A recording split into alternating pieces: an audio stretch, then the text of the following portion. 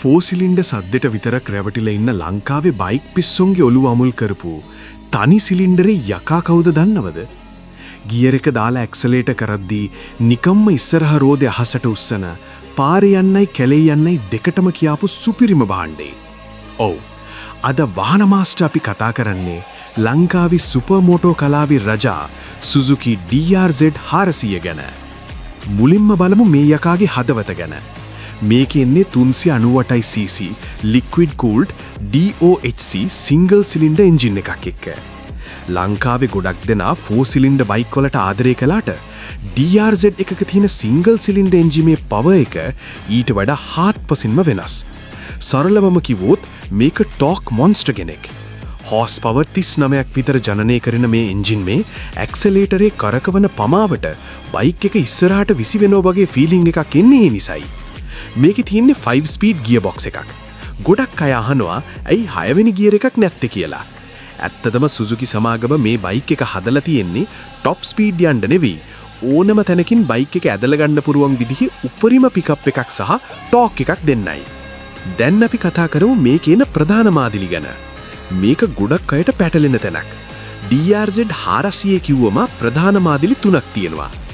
පළවෙනි එක තමයි DRZ 400E හෙවත් Enduro මොඩල් එක.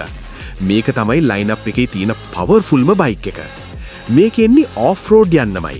මේකේ එන්ජින් කම්ප්‍රෙෂන් එක වැඩි වගේම මේකට එන්නේ Kein FCR 39 කියන විශේෂ කාබ් එක. ඒ වගේම බර අඩු කරන්න මේකේ ටැන්ක් එක ප්ලාස්ටික් වලින් තමයි එන්නේ.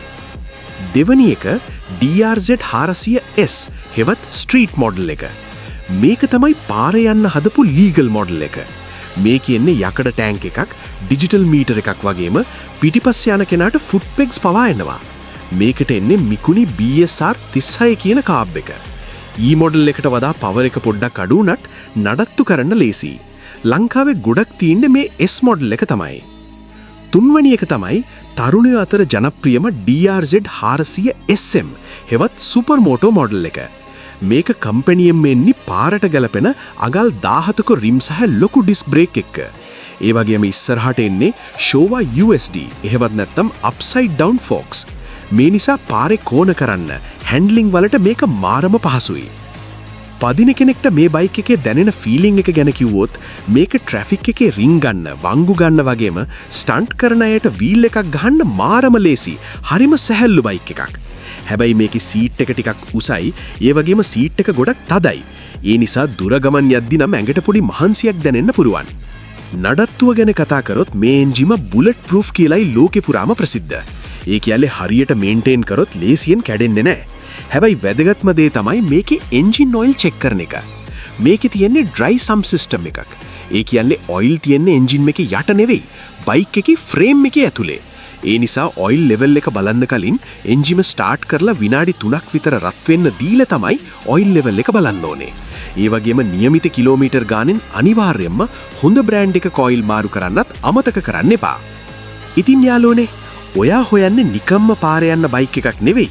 ඇඟට දැනෙන්න පදින්න පුළුවන් පාරේ යන්න අනිත් අයගේ අවධානය ගන්න සුපිරිම මැෂින් එකක් නම් Suzuki DRZ 400 කියන්නේ අනිවාර්යයෙන්ම ඔයාගේ ලිස්ට් එකේ උඩින්ම තියෙන්න ඕන බයික් එකක්.